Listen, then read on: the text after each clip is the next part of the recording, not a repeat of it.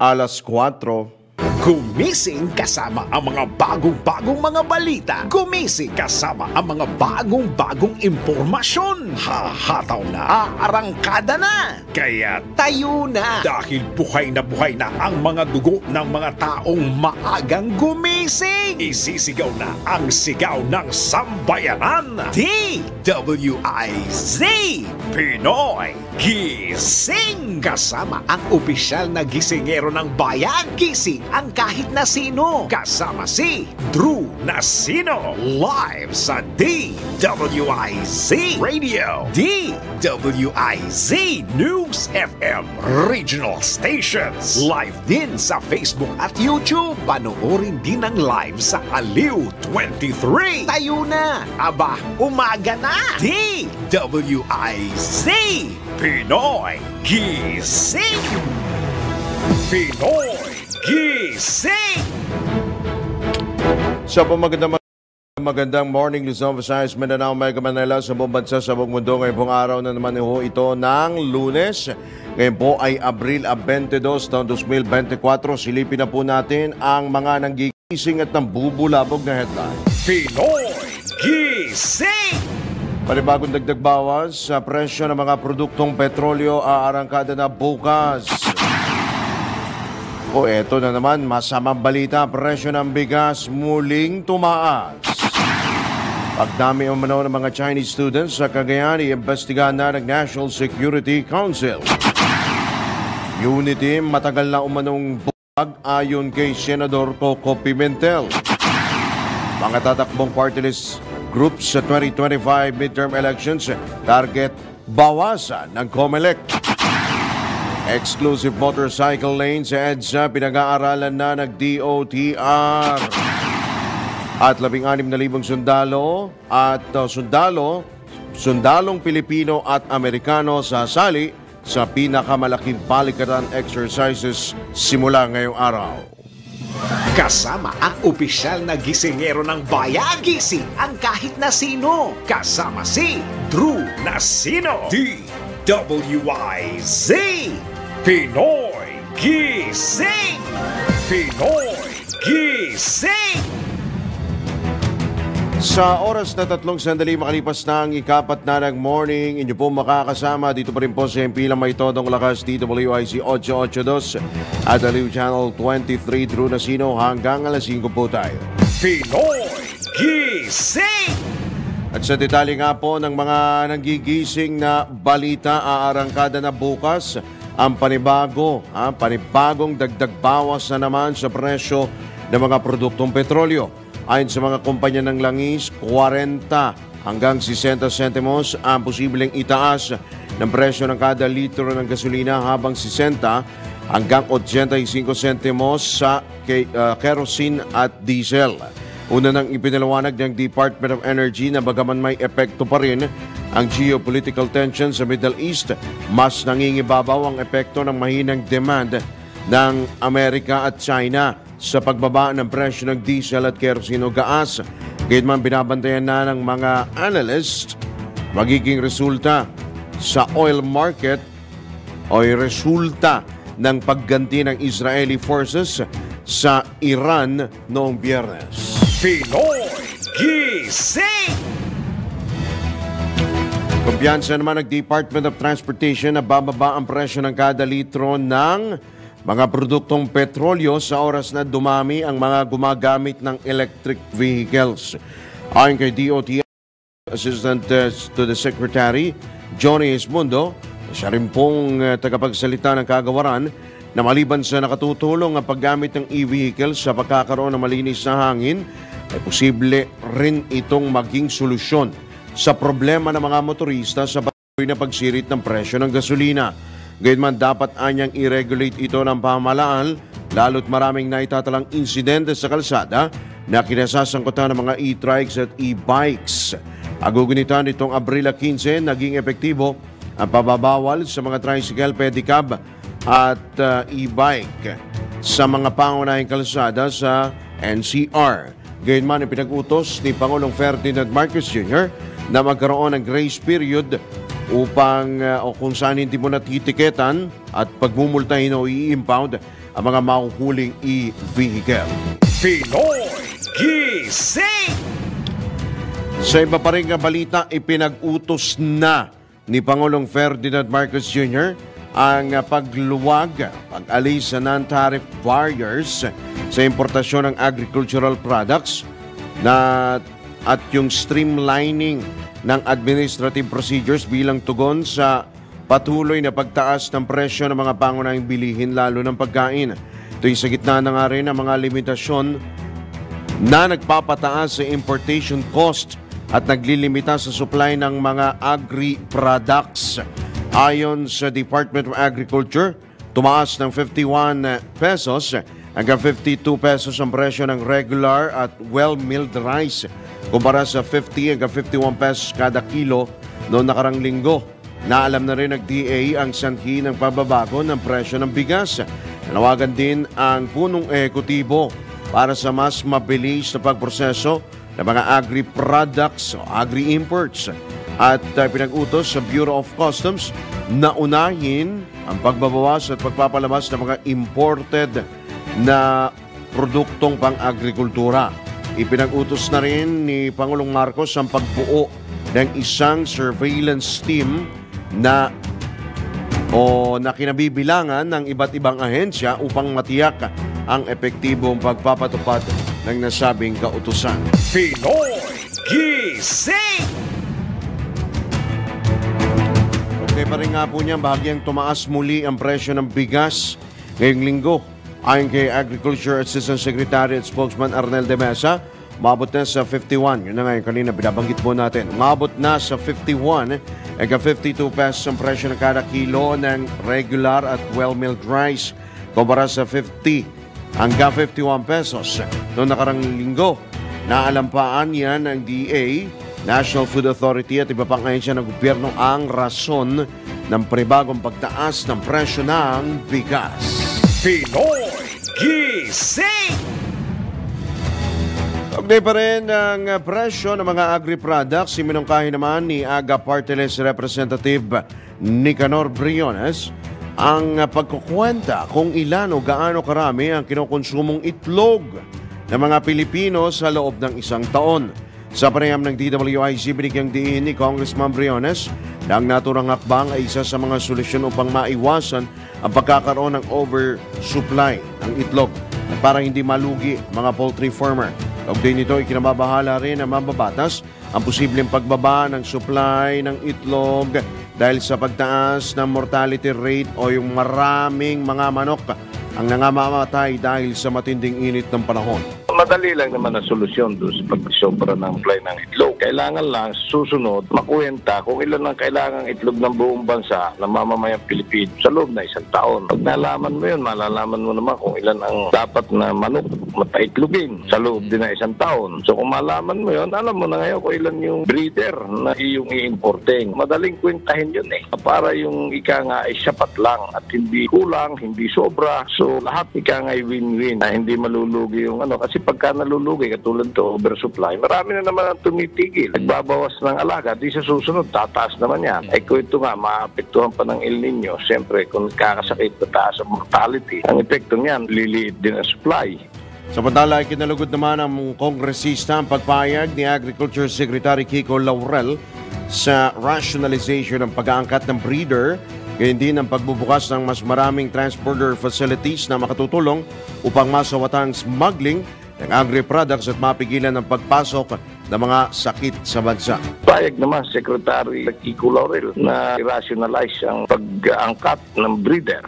Sa baboy naman, may mga pag-asa kaming pinag-usapan na pwedeng kangay lumakas ang loob na muling bumalik ang magbababoy, lalo na yung tinamaan ng ASF. Sapagkat mayroong mga ginagawa na, una, yung First Border Inspection Facilities, si Secretary Kiko ay sinabi na ngayong taong ito maraming mabubuksang First Border Inspection Facilities. Yan, mababawasan ng smuggling, yung technical smuggling, yung pagkakaroon ng mga, dahil matetest na ang lahat ng ini-import na agricultural products, siyempre may iwasan yung mga sakit na papasok sa ating bansa. Yan po ang tinig ni Agriculture Sector Alliance of the Philippines o AGAP Party List Representative Nicanor Briones sa panayam ng DWIZ. Pinoy Gising! Sa iba pang balita, iimbestigahan ng National Security Council ang napaulat na pagdami ng mga estudyanteng Chinese sa isang pribadong eskwelahan diyan sa lalawigan ng Cagayan. Ayon kay NSC Assistant Director Jonathan Malaya, itinalaga na nila ang kanilang mga intelligence unit upang tutukan ang sitwasyon sa naturang lugar. Idinagdag pa ni Malaya na layunin ng hakbang na alamin kung mayroong national security threat sa Cagayan o kung marami lang talaga mga banyagang nais mag-aral sa Pilipinas. Diba noon ba naman marami talaga nag-aaral dito? Diba? Na mga banyaga. Binigyan din pa ng NSC na questionable ang pagpapanatili o pananatili ng mga Chinese college students sa bansa dahil aabot lamang sa 100 na mga mag-aaral na Chino sa Pilipinas salungat sa mga intelligence report. Pinoy Gising! Mayroong mga kaukulang dokumento ang mga Chinese student na nag-aaral sa St. Paul University sa Tuguegarao City sa Cagayan. Itong nilinaw ng Bureau of Immigration at kung saan may kabuang 1,516 na Chino ang nabigyan ng student visa sa Cagayan noong nakarang taon na inendorso ng SPUP, St. Paul University of the Philippines. Kaugnay nito, kasalukuyang nasa 400 na Chinese student ang nag-aaral sa nasabing pamantasan dahil naghihintay pa ng susunod na enrollment period ang iba. Samantala, binigyang diin naman ng paaralan na ang kanilang Chinese alumni ang kadalasang nagtuturo sa mga partner school ng pamantasan sa bansa pagtapos ng graduation. Pinoy Gising! Usually po yan ang kanila pong mga course dito po sa Pilipinas sa English. Hindi lamang po mga Chinese na nag-aaral po rito. Marami po dito mga Korean na nag-aaral lalo po dyan sa may University Belt. Dyan po sa may bahagi ng Recto, sa bahagi po ng Taft Avenue, may mga nag-aaral po na mga dayuhan. At hindi lang mga Korean, hindi lang Chinese, meron din po, marami rin po yung mga yung mga taga Middle East, mga taga Middle East na dito po ipinadala para po mag-aral lalo ng salitang o ng wikang Ingles. Pinoy Gising! Iginit naman ng Bureau of Immigration na dapat lamang imbestigahan ang malaking bilang ng foreign students sa lalawigan ng Cagayan. Sa panayam ng DWIZ, sinabi ni Immigration spokesperson Dana Sandoval na hindi dapat mangamba ang publiko lalo't puspusan ang mga ginagawang hakbang ng pamahalaan upang mapigilan at maiwasan ang pagkakaroon ng illegal na aktibidad. Tuloy-tuloy ang pakikipag-ugnayan ng BI sa iba pang ahensya ng pamahalaan upang matiyak ang kapayapaan sa bansa. Hindi naman po natin dapat tayo mangamba because the government forces are working po to stop any attempts of such. Ito po ay in different aspects po of a student, tinitingnan po natin. Kami po on their documentation, on their actual studying in the school. The intelligence community naman po is on their other activities. Kung meron po mga other activities involved, itong mga foreign nationals na ito. So actively working po kami together and I believe so naman po na marapat lang naman din po na tingnan yung area na yon. Sa kabila nito, iginiit ng immigration official na dapat maging maingat at hindi maging agresibo upang hindi matakot ang mga lehitimong foreign students na nag-aaral sa bansa. So let's also be careful then because it might drive away the students naman, the legitimate students who are really coming here to the Philippines pong mag-aral talaga. And totoo naman din pong naging aggressive ang ating national government sa pag-invite po ng foreign students na mag-aral dito in the hopes na ma-promote po natin ang bansang Pilipinas as an education hub in Asia. Yan po ang tinig ni Bureau of Immigration spokesperson Dana Sandoval sa panayam ng DWIZ. Pinoy Gising! Actually, meron pa akong mga naging classmate, mga foreigner din. Sa Iranian naman. Iranian, meron ako naging schoolmate na Pakistani, Indian, taga Middle. Marami sila. Ang dun sa UE, napapansin ko mga taga Middle East ang maraming nag-e-enroll. Tapos naman sa ibang school like FEU, merong Korean din, di ba? Although meron din sa aming Korean. Sa iba pang school, UST meron din. Sa Lasal, of course, meron din. So, sa Lyceum. San Beda. Diyan sa U-Belt, marami actually. Oo. Ang primary purpose nila is to study English. Kasi 'di ba, Pilipinas kumbaga bihasa rin tayo sa English. Sapagkat tayo po ang kanila pong tinitingala pagdating po sa wikang English. Sa mga natanong ko ng mga foreigner, bakit sila dito nag-aaral? Yun po ang kanila pong mga dahilan, no? Tayo po ang kanila pong tinitingala pagdating po sa pagsasalita po ng wikang Ingles. Sa oras na 17 sandali makalipas na ang ika-4 na ng morning. Pinoy Gising! Sa iba pa ring tampok na balita, matagal nang nabuwag ang Uniteam. Ito ang binigyang diin sa DWIC ni Senate Minority Floor Leader Aquilino Coco Pimentel III matapos aminin ni First Lady Liza Araneta Marcos na bad shot na sa kanya si Vice President Sara Duterte dahil sa akusasyon ng ama nitong si dating Pangulong Rodrigo Duterte na gumagamit umano ng illegal na droga si Pangulong Ferdinand Marcos Jr. Ayon kay Senador Pimentel, kaya naman naniniwala siyang hindi na maisasalba pa ang Uniteam dahil sa kasabihan nga na a house divided can't stand. Binigyang pinunto pa ni Pimentel na talo ang buong Pilipinas dahil hindi lamang ang 31 million na bumoto kay Pangulong Marcos at 32 million na bumoto naman kay VP Inday noong 2022 elections ang maapektuhan ng pagkabuwag ng sinasabi nga pong Uniteam.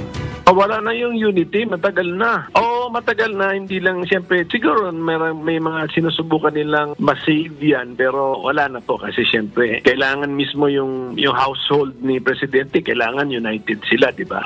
A household which is divided will fall. So, kailangan united sila. Kung ganun yung pakiramdam ng kanyang asawa, definitely accommodate na yan ng Presidente. So, matagal na pong nabuwag na yung Unity team, tapos sa tingin ko, hindi na po yan masisave. Parang kanta yun. United we stand, divided we fall. Samantala, bumuelta naman ang leader ng minorya sa PDP na itutuloy ng mga orihinal na miyembro ng partido ang nakatenggang kaso sa Korte Suprema upang mabatid kung nasunod ba ang batas na aniyay ginawang pag-aagaw sa PDP laban. I hope yung grupo ng kabila sa PDP laban, kinikilala nilang chairman si former President Duterte. Dapat sana magpakita sila ng party discipline at suportahan nila yung kanilang chairman. Ito nga nalulungkot ako na ginawa nila pala sa Cebu ata kahapon. Inamyendahan nila yung constitution ng PDP laban na faction nila. Binago nila lahat, yung aming pagtaas ng kamay ng kaliwang kamay, ginawa nilang kanang kamay, ang pangalan pinalitan nila. Sa tingin ko may pinalitan pa sila rin sa constitution, lalo na yung filosofiya ng Constitution. Sabi ko kung ganun rin naman pala, gusto naman pala nilang magbuo na rin ng bagong political party. Ba't nila ginawa yun at nagbuo na lang sila sana ng bagong political party from the very start kaysa sa ginulo nila yung tunay na PDP laban. Actually, nung Biyernes po yan sa Cebu City, kung saan laki po ng mga napanood ho natin, sina Senators Ronald Bato de la Rosa, Francis Tol Tolentino, Robin Padilla, Christopher Bongo, of course yung mga official po ng PDP, wala ng laban. PDP, wala ng laban. Sa pangunguna po ni dating Pangulong Rodrigo Duterte, nandun din po si dating Energy Secretary Alfonso Cusi, isa rin po sa official ng PDP. At si si Attorney Raul Lambino nandun din po. At yun nga po, lumabas sa balita nitong Sabado na inilaglag na po ng PDP yung laban na siya naman pong ikinadidismaya ng isa po sa mga original po na miyembro sapagkat itinatag po ito ng kanya pong ama na si Senador Aquilino Nene Pimentel. Yan po ang inyo pong napakinggan na tinig ni Senador Coco Pimentel sa panayam ng DWIZ. Pinoy Gising! Sa pagkakataon ito, tanggap po tayo ng ilang mga pag-uulat mula sa labas ng impilan. DWIZ Patrol Report. Pakikiisa ng kabataan sa Sustainable Development Goals ng pamahalaan, suportado ng OCD. Detalye ihahatid ni Patrol 17 Jopel Peleño. Nagpahayag ng pagsuporta ang Office of Civil Defense o OCD sa ginawang pakikiisa ng kabataan sa pagkamit ng United Nations Sustainable Development Goals o UNSDG, lalo na pagdating sa usapin ng disaster risk reduction. Ginawa ni Civil Defense Administrator Undersecretary Ariel Nepomuceno ang payag kasabay ng 5th National Youth Eco Camp sa Boracay, Aklan na pinangasiwa ng Bridging Leaders for Sustainable Development Inc. o BLSD. Natalakay sa event ang Community-Based Disaster Risk Reduction o CBDRRM at ang pakikiisa ng DRRM Climate Change Adaptation sa pagbuo ng mga plano at aktibidad ukol sa local youth development. Hinimok naman ni OCD Assistant Secretary Bernardo Rafaelito Alejandro IV ang kabataan na isulong ang pagpapasigla ng mga komunidad gamit ang kanilang boses, potensyal at talento. Binubuo ang 17 United Nations Sustainable Development Goals ng 169 na mga layunin maliban pa sa kanilang 10 goal at 25 target na may kaugnayan sa disaster risk reduction. Ito si Patrol 17 Jopel Peleño para sa impilang may todong lakas, DWIZ. Nagbabalita ng tama, naglilingkod ng tama. Kapag may bagong balita, naka-on air, agad-agad, DWIZ Patrol Report. Samantala, tanggap naman tayo ng police report mula sa ating Metro Patrol. Metro Patrol Report. 2 katao arestado sa 223,000 pesos na halaga ng illegal na droga. Diyan po sa inilargang bypass operation sa Navotas. Pag-ulat ihatid ni Aling Beth Samson. Naharap sa kasong paglabag sa RA 9165 o ang Comprehensive Dangerous Drug Act of 2002, ang dalawang drug suspect makaraang masamsam sa kanila ang 32.8 gramo ng shabu sa isinagawang one-time, big-time buy-bust operation sa ilalim ng Simultaneous Anti-Criminality Law Enforcement Operation o SACLEO. Sa ipinarating na ulat kay Northern Police District Director Police Brigadier General Rizalito Gapas, kinilala ni Navotas Police Chief Police Colonel Mario Cortez ang mga suspect na sina alias Sinok, 48 ng 338 o 388 Gulayan Street, Barangay San Jose, Navotas, at isang alias Sabog, 28, ng 355 R. Domingo, Barangay Tangos ng Lungsod. Ayon kay Colonel Cortez, alas 10:49 Sabado ng gabi sa M. Naval Street, Barangay San Jose, Navotas, nang magkasa ang mga tauhan ng Station Drug Enforcement Unit ng buy-bust operation na may koordinasyon sa PIDEA. Makaraang makabili sa mga suspect ng illegal na droga, nagresulta ito sa pagka-aresto sa mga suspect. Nasamsam ang 32.8 grams ng shabu na may standard drug price na 223,040 pesos. Ako, si Metro Patrol Beth Samson para sa Impilang Metodong Lakas, DWIZ. Nagbabalita ng tama, naglilingkod ng tama. Pinoy Gising! Alright, maraming salamat. Si Beth Samson po yan mula sa Kamanava. Okay na ba? Ito, sige, papasukin ho natin ang isa pang pag-ulat buhat kay Patrol 17 Jopel Peleño. DWIZ Patrol Report.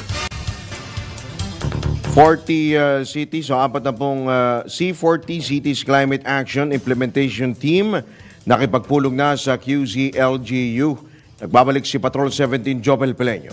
Bumisita kay Quezon City Mayor Joy Belmonte ang C40 Cities Climate Action Implementation Team sa panguna ni Southeast Asia Head of Implementation Hu Yi-yung sa Quezon City Hall. Natalakay sa pakikipagpulong ni Mayor Belmonte sa CCAI team ang gaganaping Regional Academy na gagawin sa lungsod ngayong taon. Layon ng isinagawang 5 araw na programa ang maipakita ang iba't ibang learning sessions para sa mga alkalde at delegado mula sa mga lungsod sa Southeast Asia, Africa at Latin America. Mula 2015, Quezon City lamang ang tanging lungsod sa Pilipinas na naging miyembro ng C40 Cities. Ito si Patrol 17 Chopel Peleño. Para sa impilang may todong lakas, DWIZ, nagbabalita ng tama, naglilingkod ng tama. Kapag may bagong balita, naka-on air, agad-agad, DWIZ Patrol Report. Tagap pa tayo ng isa pang report mula pa rin sa ating pong Metro Patrol. Metro Patrol reports. Dahil sa lalawig ng Bulacan, ihatid niya ni Kakang Louie Angles. Kaka. Yes, good morning Kaka. Bilang pakikisa sa pagtataguyod ng kalinisan at kapaligiran sa bawat lokal na pamahalaan, nagtulungan ang pamahalaang lungsod ng San Jose at DILG na ginanap sa Kalinisan Day National Showcase sa Barangay Muson South sa naturang lungsod nitong nakaraang Sabado. Baliban sa sabayang paglilinis, tinapok din ang iba-ibang programa ng San Jose del Monte na nagpapakita ng buong suporta at pagpapalakas ng kalinisan program. Binida rin ni Mayor Arturo Robes at maging ni Congressman Rida Robes ang proper gardening gamit ang mga recycled materials, kapalit din ng basura at aling tindera program na mga karagdagang tugon sa ng lungsod sa pananatili ng malinis at maayos na pamayanan.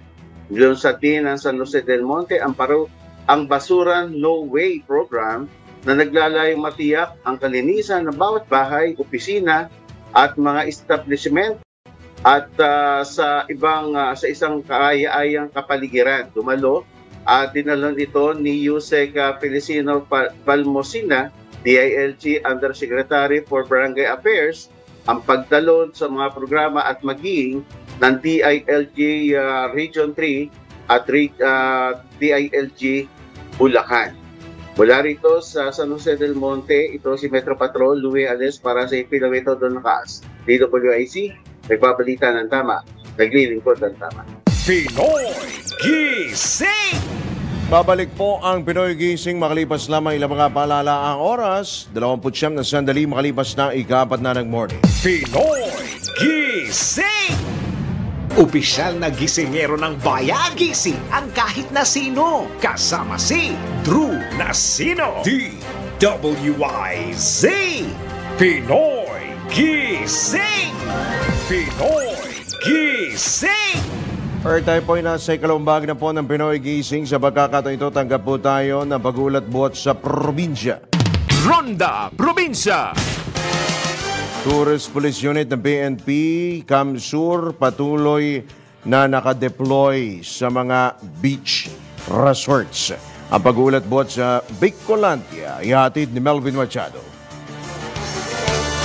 Patuloy na tumataas ang heat index sa iba't ibang bahagi ng lalawigan ng Camarines Sur. Dagsa naman ang mga naliligo sa iba't ibang resort sa buong lalawigan. Dahil dito patuloy na nakaalerto ang Tourist Police Unit ng Camarines Sur Police Provincial Office sa pamumuno ni Police Colonel Julio Cesar Domingo sa pagbabantay sa mga dinarayang beach resort sa buong lalawigan ng Camarines Sur. Ito'y upang matiyak na may makakapag-responde agad-agad sa mga hindi inaasahang panahon. Naglagay din ang Tourist Police ng kanilang police assistances istasyon ng PNP na mayroong lugar na dinarayo, dagat man ito o sikat na lugar na pasyalan. Samantala, umaasa naman ng PNP Camarines Sur na magtutuloy-tuloy na blanko ang kanilang talaan sa mga nalulunod sa paliligo ngayong mainit ang kalagayan ng panahon. Ito ang Ronda Patrol, Melvin Machado para sa himpilang may todong lakas, DWIZ. Nagbabalita ng tama,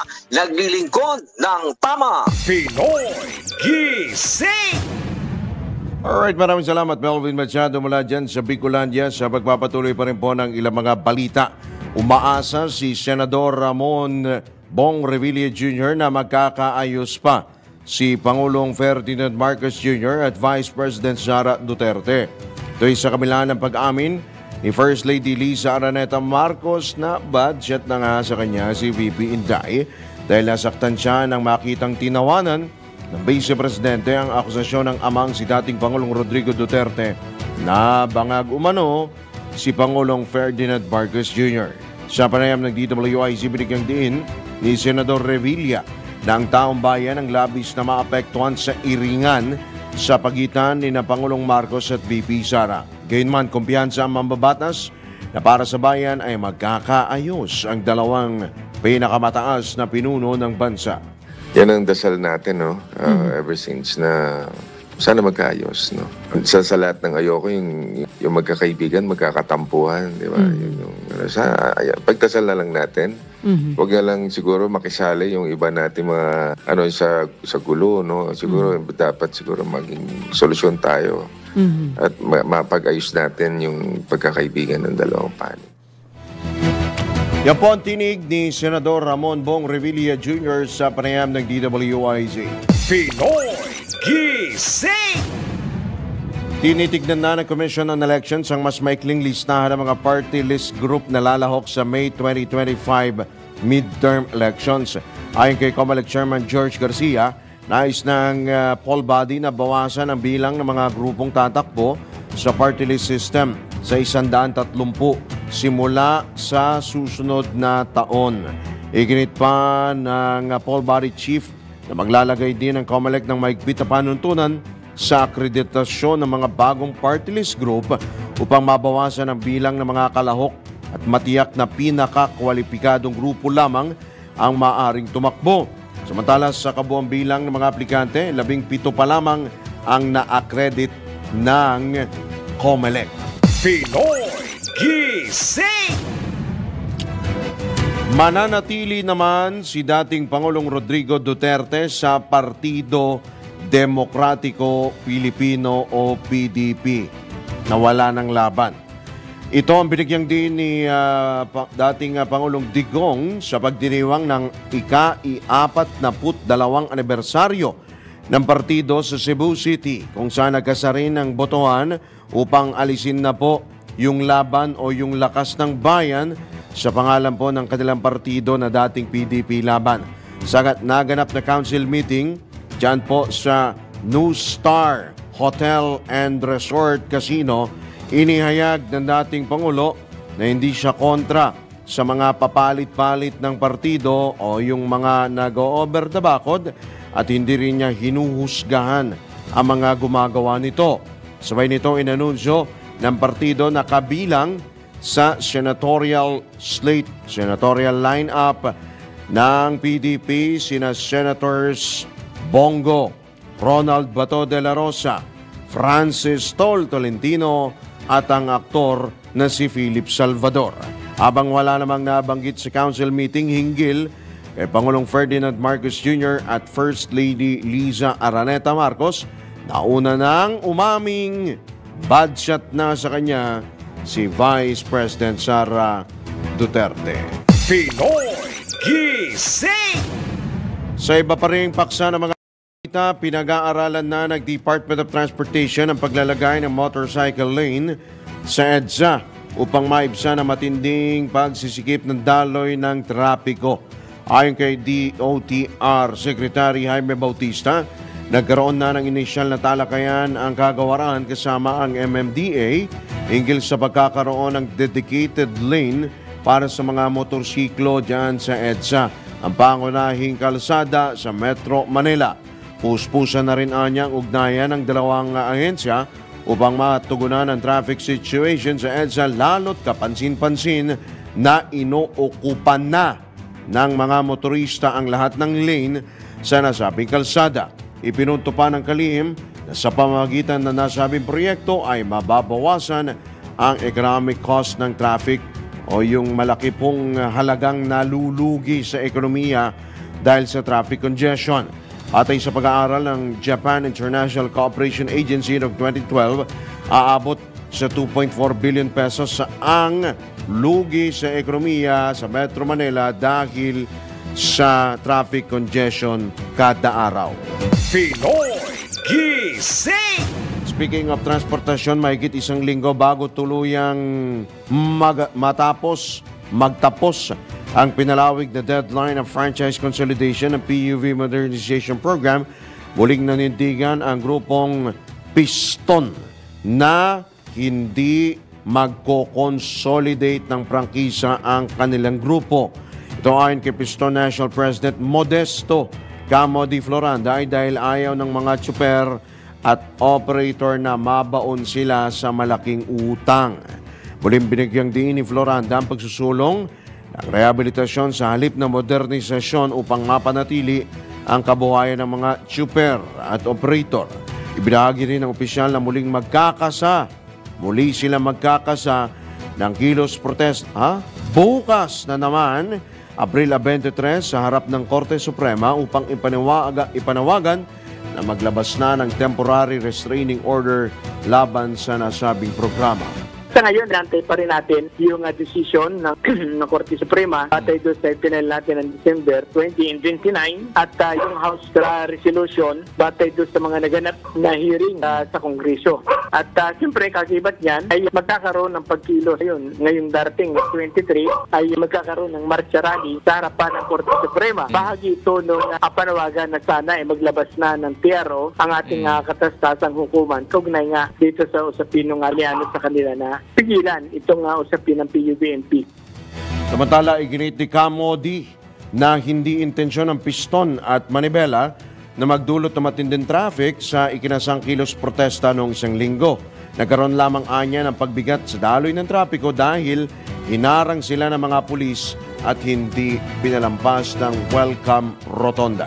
Wala po tayong layunin na gano'n. Kundi ang layunin lang natin ay makarating sa Mindiola para kung makapagpaliwanag at makapagpaabot kay BBM kaugnay dito sa kalagayan natin. Kaya sa bahagi po namin ay marin namin kinukundina itong tahasang panggigipit at panghaharang ng ating mga kapulisan. Hindi pa lamang sa may bahagi ng welcome rotunda, mismo sa may paglabas pa lamang ng UP o paglabas namin ng Commonwealth ay hinarangan na kami ng mobile ng Quezon City at yun nga, pagdating nga namin ng welcome rotunda ay hinarang na muli kami hanggang doon sa may ibaba nga ng PLTT sa welcome rotunda. Yan po ang tinig ni Piston National President Modesto Camo di Floranda sa panayam ng DWIZ. Pinoy Gising! Kombinasyong tama, malaki ang tama. Makinig mabuti dahil babanggitin na ng DWIZ. Announcer ang tamang kombinasyon ng letra at numero. DWIZ. Numero panalo. Hatid ng Bingo Plus. Bingo sa saya, plus sa panalo. Alright, ready na ho ba kayo mga ka-Bingo Plus sa ating pong DWIZ Bingo Plus numero panalo sa letra ng B. Bingo po tayo. Mayroon kayong chance na manalo ng 1,000 piso, 500 pesos naman kapag tama ang 4 combinations at isa pang 500 pesos kapag mayroon kayong Bingo Plus app. Simple lamang po manalo, kailangan lamang pong abangan yung 4 na letter and number combination sa mga programa ng DWIZ at i-text po ang sagot sa 0960-880-6424. Ulitin po natin, 0960-880-6424. Kasama po ng inyong pangalan, edad, address, syempre yung 4 combination of the day. Ilagay po ninyo dyan. Kalakip po ng, ilakip po ninyo doon po sa inyo pong pangalan, yung 4 combination of the day. At para sa ating una pong kombinasyon ngayon pong araw, eto, Bingo na po tayo. Alugin na po natin dahil ang una pong kombinasyon ngayong araw ay sa letra ng D. Sa letra ng D, 6, D6. Ulitin po natin ang combination. Unang kombinasyon ngayong araw, D6. Abangan mamaya sa Ronda Pilipinas naman ang ikalawang kombinasyon. At pag bingo sa saya, plus sa panalo. Kung nakaapat ka na, pwede mo nang isend sa text number na binigay ng DWIZ announcer o kaya i-PM na sa DWIZ Facebook. Kung hindi pa, wait pa ng ibang kombinasyon hanggang makumpleto ang apat na numero panalo. Hatid ng Bingo Plus. Bingo sa saya, plus sa panalo. Alright, naku, tayo po muna ay magbibigay daan sa ilang pong mga paalala. Magbabalik po muli ang Pinoy Gising makalipas lamang ilang mga paalala oras. 14 na minuto bago sumapit ang ganap na lasing. Pinoy Gising! Alright, tayo po nasa uling bahagi na po ng Pinoy Gising at atin pong silipin pa ang ilang pang mga maiinit na detalye ng mga balita. 16,000 sundalo mula Amerika at Pilipinas ang lalahok sa pinakamalaking balikatan exercises simula ngayong araw. Ayon kay Balikatan 2024 spokesman Colonel Michael Lohico, layunin nitong mapabuti ang ugnayan at kandaan sa depensa, cyber defense, counter-terrorism, humanitarian assistance, disaster assistance at iba pa. Layunin pong mapabuti yung ugnayan ng dalawang hukbong sandatahan. 11,000 sundalo o 5,000 Pilipinong sundalo at 15 Amerikanong sundalo ang lalahok sa nasabing military exercises at 14 na bansa ang magsisilbing tagamasid sa nasabing aktibidad. Mga observer lamang. Kaugnay nito maglalayag mga barkong pandigma ng Pilipinas, Amerika, Australia at France sa West Philippine Sea kasabay ng Balikatan 2024. Pinoy Gising!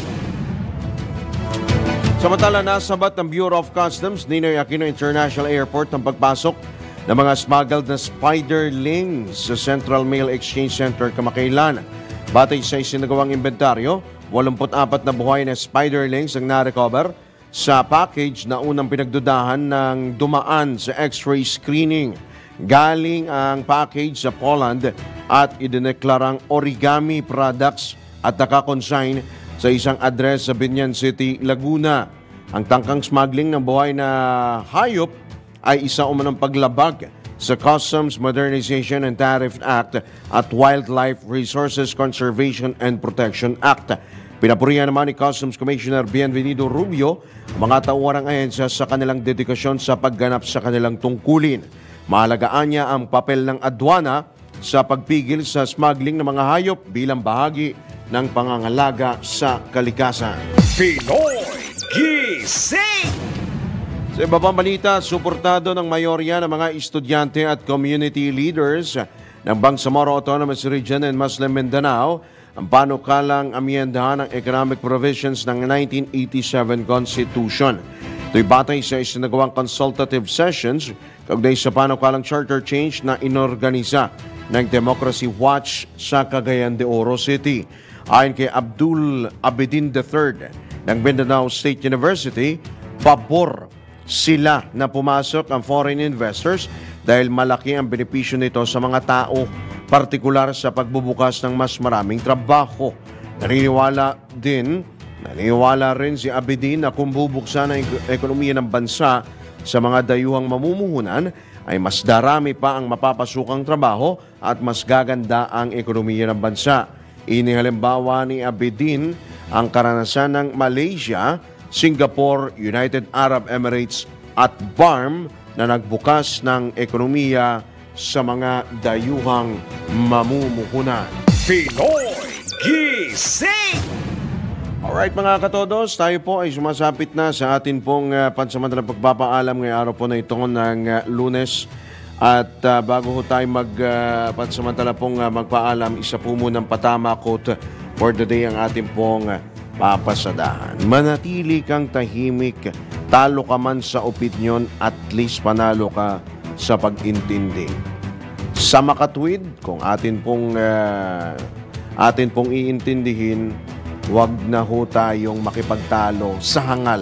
Ika nga, may kasabihan na ganyan eh. Wag makipagtalo sa hangal, sapagkat kalaunay ikay magiging hangal din. Diba? Matindi ho yan, ha? So, manatili ho tayong tahimik, talo sa mga opinion, though hindi naman ho tayo laging dapat maging tahimik. Sa mga ganyan pong mga argumento, lalo ho kapag kayo po, ang alam po ninyo, kayo po ay nasa tama. May kasabihan di ba? Parang si Attorney Season, kapag may katwiran, ipaglaban, di ba? Pero may mga punto naman ho, mga sitwasyon naman ho, na hindi ho natin kailangan makipagtalo. Bagkus, tayo po ay dapat manahimik o wag na pong makipagtalo sapagkat sa halip ay atin na lang pong intindihin yung mga bagay-bagay sa halip na makipagtalo. Sapagkat karaniwan po, mas gugustuhin po ng mga Pilipino ang kapayapaan po ng isip sa halip na makipagtalo o makipag-argumento kung saan wala din namang nananalo sa mga ganyan pong mga argumento. Kapayapaan po ang dapat ang karaniwan pong nais pong ng atin mga kababayan. Yung kapayapaan po ng buhay, kapayapaan po ng pag-iisip. Ang dapat po sa ating mamutawi. Alright, sige, tayo po ay magpapaalam na maraming salamat nga ho pala sa ating mga nakasama sa News Center, sa mga suki ho nating mga taga-subaybay, si Tristan Gulay, Susan G, Hideyoshi, Jaylon, Beth Samson, Nelson Malinaw, good morning din po kay ito suki natin, Ador Cortez at si Nestor Rivera. Gabi ng Biyernes, Sabado, naulan. Buti pa kayo, naulan. Yung iba, ang lupa ho ay tigang na tigang. Kailangan ho nila ng ulan dahil po sa sobrang init Diyan daw pala sa North Cotabato, gabi ng Biyernes at Sabado, umulan. Siyang tunay na kayo'y pinagpala sa biyaya ho ng ulan. Good news ho yan. Alright, tayo po ay, babati rin po. Ngayong araw ba ito? Si Arnold Belen na atin pong floor manager.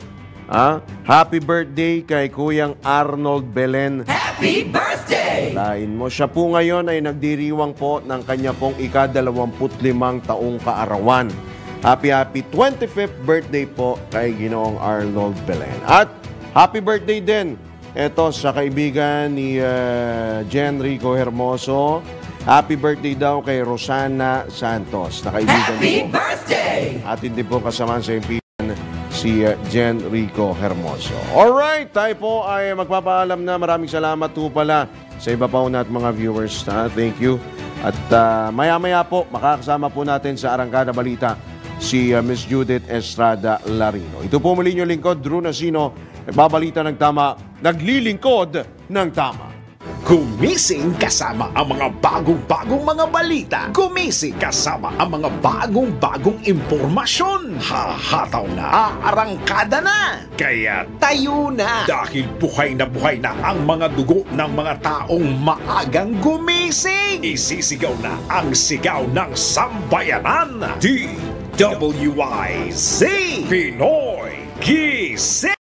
Kasama ang opisyal na gisingero ng bayan. Gising ang kahit na sino. Kasama si Drew Nasino. Live sa DWIZ Radio. DWIZ Regional Integrated News Nationwide. Live din sa Facebook at YouTube. Panoorin din ang live sa Aliw 23. Tayo na.